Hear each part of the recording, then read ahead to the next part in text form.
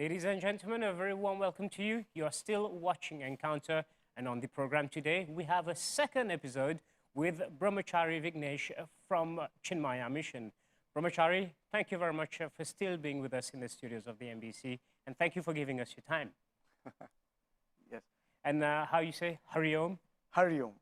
What is the meaning of Hari Om? Is that a way of greeting one another? When you say hello, Yeah? what does it mean? It's just Hi. an expression Yeah? of joy, Yes? that's all. Doesn't go beyond that.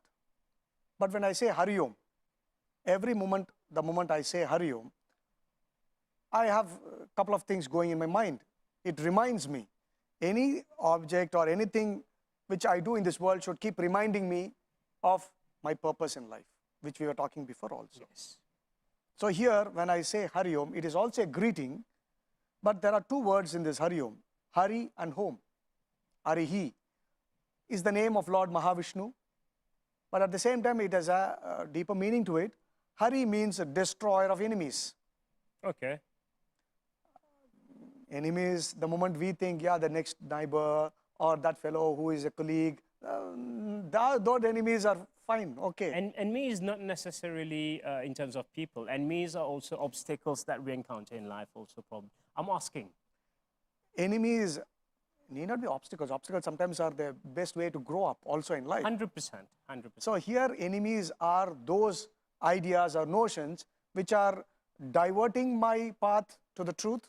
Of course. So who are these?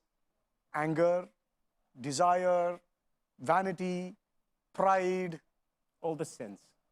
So all these things are the enemies which are present right inside me. So the moment I say Hari, I remember the Lord. Second, I remember that there are enemies within me which I need to destroy. So I invoke that Hari to destroy the enemy in my heart. Okay. And I also try to do something to channelize it in the right way. And what is this Om? And we all know Om. Om is the supreme truth which we need to go. So one thing is I drop the negative and catch the positive and go towards my life purpose. So whenever I say hello, it's just a hello, a joy. Okay. But when I say Hari Om, I remember that I need to destroy my negative to reach my goal. So this is why we keep reminding every moment of our life. You mentioned that you say it because you have to keep yourself, you remind yourself about not to divert away from the path of the truth. I wanted to ask you that there are many practices that we do. Sometimes it's very hard to marry between science and spirituality and discipline. There are many things that we do. There are many rituals that we do. There are sometimes prayers that we do or chantings that we do. People say, many people ask questions why we do them. And most of the time, I will say parents, they say, this is how we learnt it.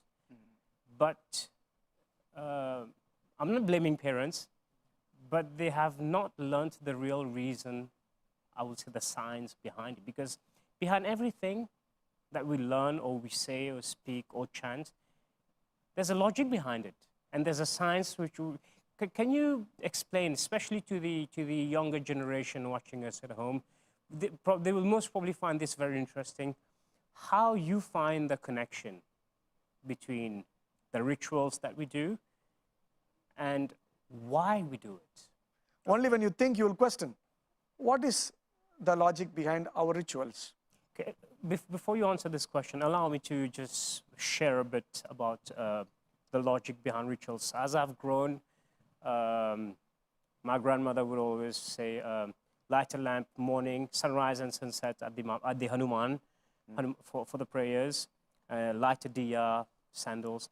But I always ask, why do we have to light up a diya? Does God need light?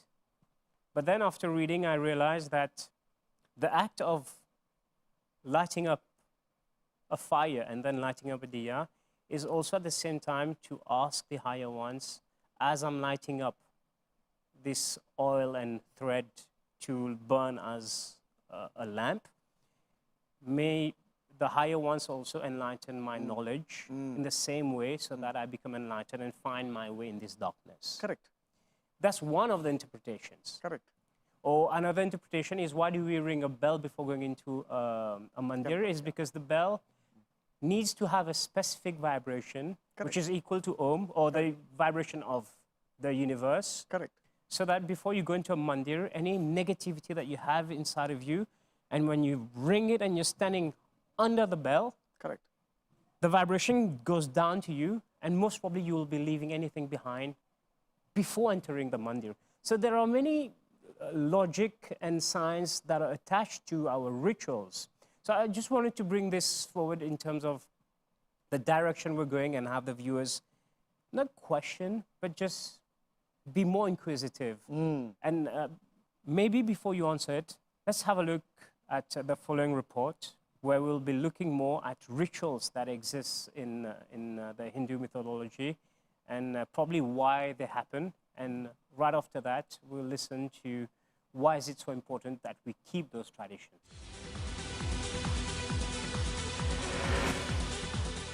Why should one light a lamp for worship? Till the discovery of fire, man was leading a life equal to animals and their lower forms. With the discovery of life, mankind proceeded on a journey to fulfill his destiny. Fire is hence considered as the foremost messenger of God, the supreme mode of communion with God. To mark the importance of the divine presence in every household, a lamp or two is lit in front of the altar of the Lord. Most of the houses have the habit of lighting the lamp twice a day, and in a few it is maintained continuously. Lighting ghee lamps during the ritualistic worship or during meditation helps us achieve a sense of godliness and warm presence of divinity. The aroma from the burning of ghee too contributes to achieve meditative trance. Light serves as a great comforting part in one's life. The light which throws open knowledge of the world is representative of the Supreme Lord. The darkness which is always associated with ignorance is rid of by the lamp, signifying the supreme knowledge principle. How does a traditional lamp differ from modern version of bulbs? Well, the tranquility which fills the mind after seeing the flame leaping upwards inspires us to go towards higher consciousness.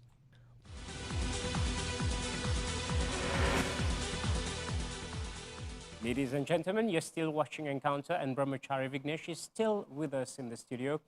So rituals and science, and why it is important to keep up those traditions. Maybe share a bit of your insights, and you have read a lot of the ancient texts. I'm very happy that you are sharing your views also on what is the rituals all about and their science behind it.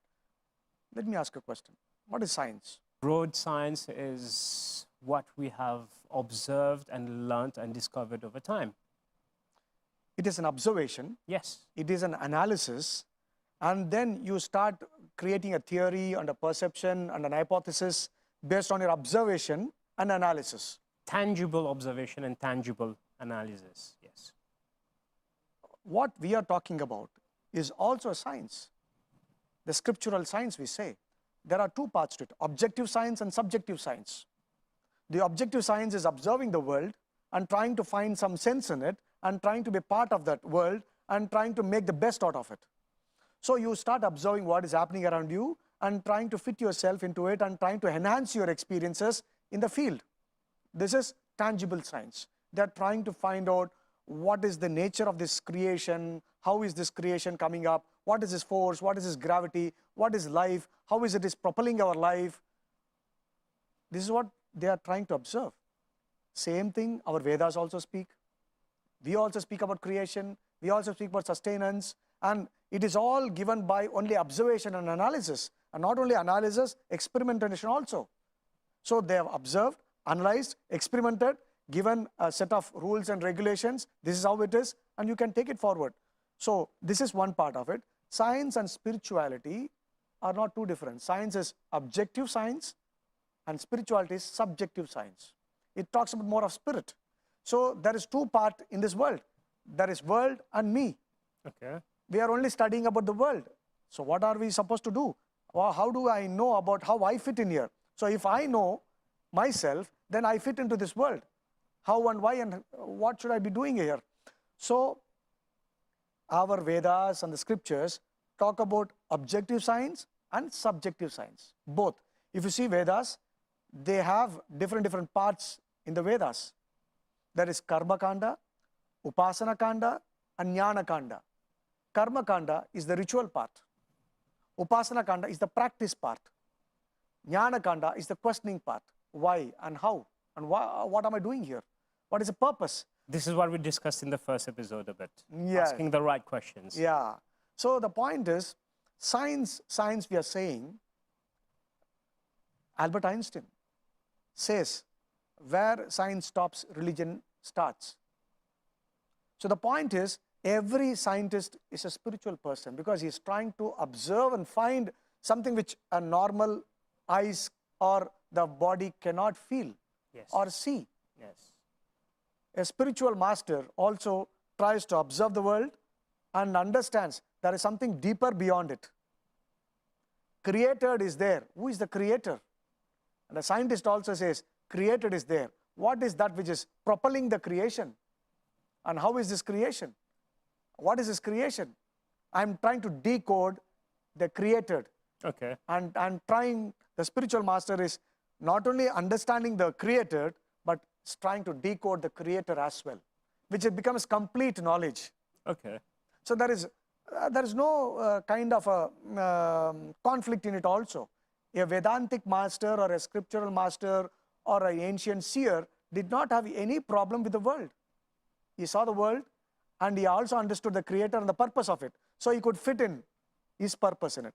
Okay. But if my mind is only talking about the world only and not thinking about the creator aspect of it, there is conflict. Okay. Where am I? Who is this? And what is this? There's conflict.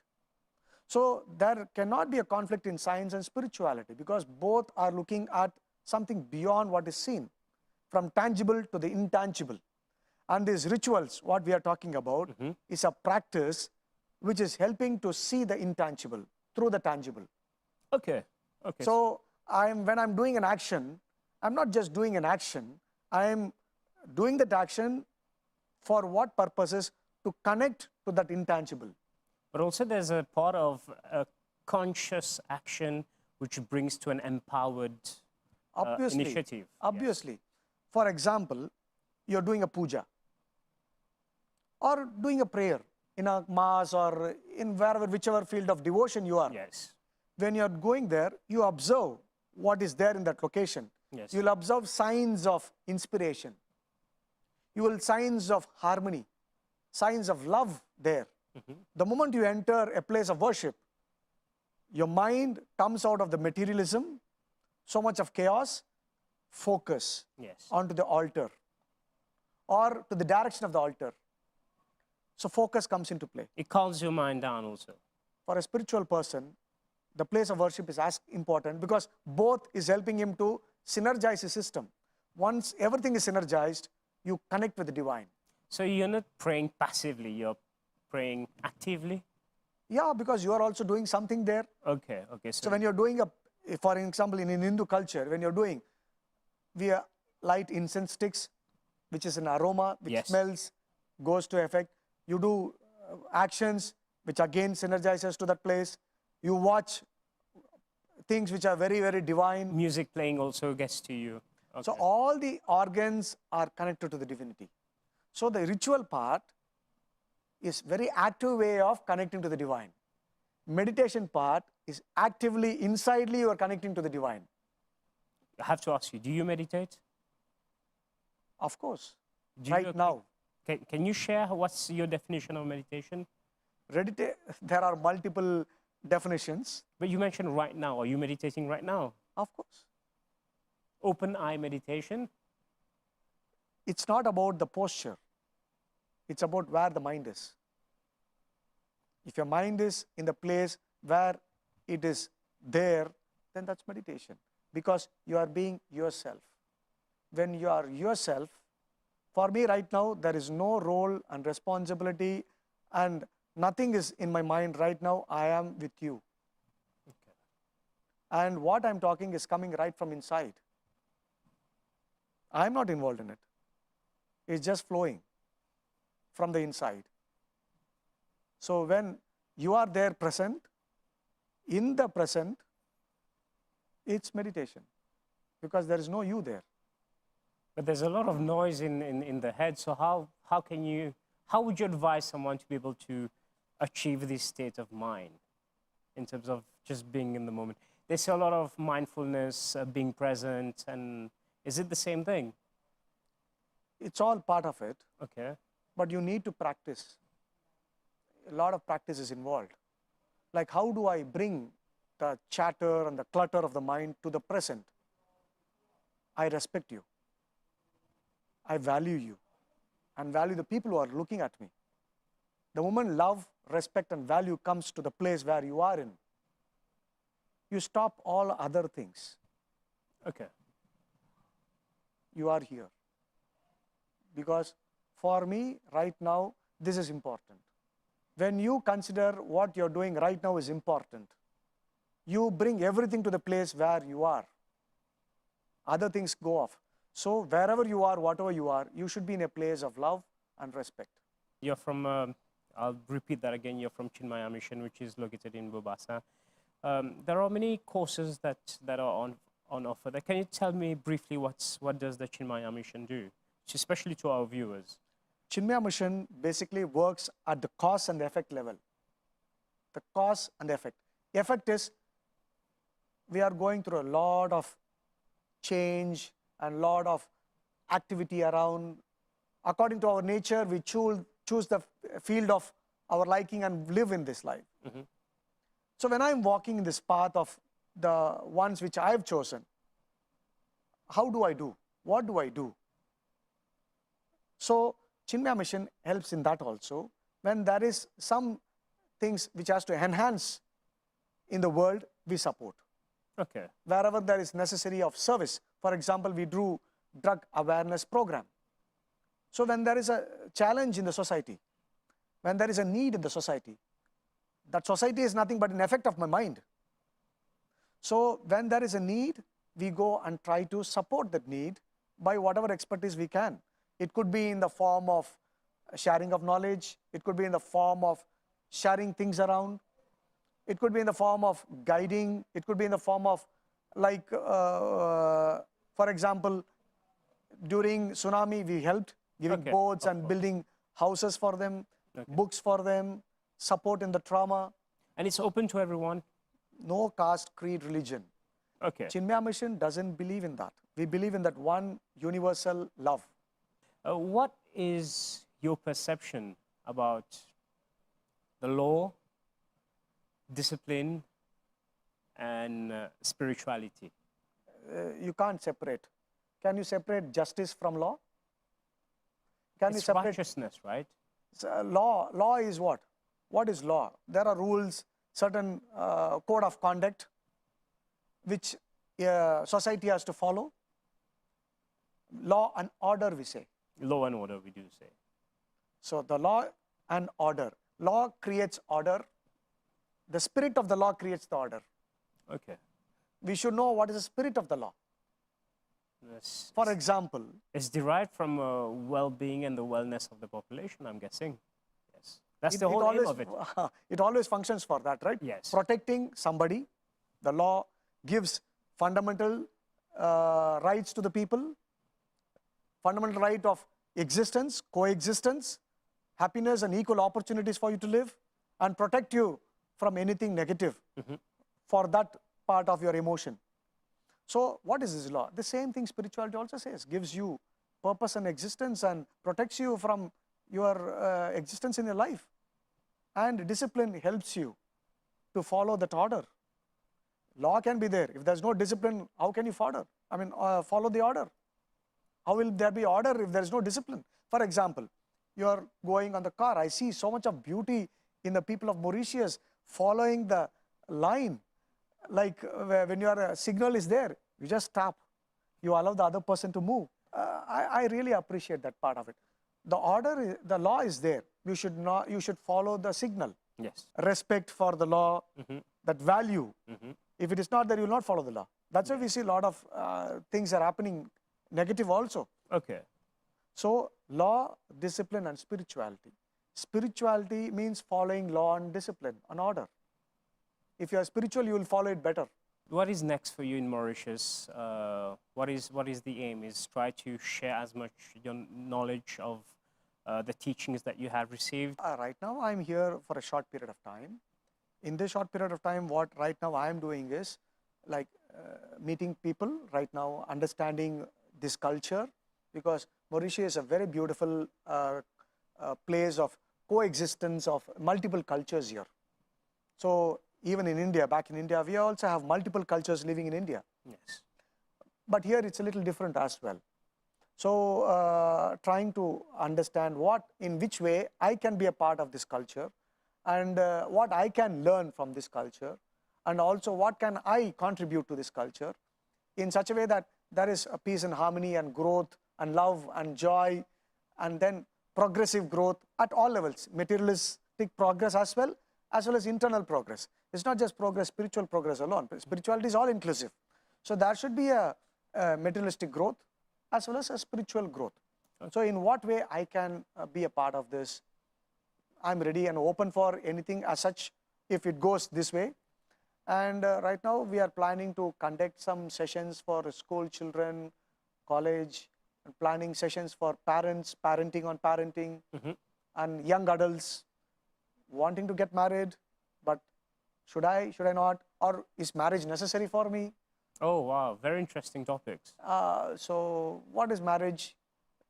So maybe discussions on that, and maybe about certain distractions which are happening in the society, like for example drug awareness programs. We would like to address that as well, because that's become major problem, not here, everywhere in the world. 100%. And so we would like to address all those areas and Alright. do the training program to create more leaders in the society with the right vision, with the heart for the society, Okay. service as motive. Would like to do some empowerment programs for the youth. Fantastic. But how, where, how, when, it depends upon the people who come and approach us. We would be very happy to do that. Oh, well, thank you very much for doing what you do, and it's very commendable for you to stick to your life mission of helping the world to be a better place. And I thank you very much for this.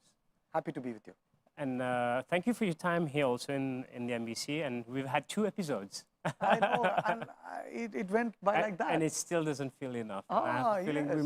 might meet again. But it's always a pleasure to receive people from the Chinmaya Mission on Encounter, and keep up the good work. Yes, our Swamiji is there, is Swami Pranavananji, a senior person guiding constantly the local public for over 40 years. He has done great work to the society, and I'm also learning a lot from him. So in this way, how we all keep learning and growing that way. And here also, when you're talking about chess, I also got a different perspective from you.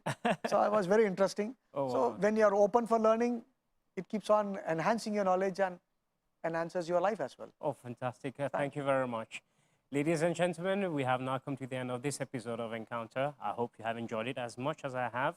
If you have any queries or questions or any suggestions, drop an email. It's encounter@mbc.itnet.mu. Until the very next program, goodbye.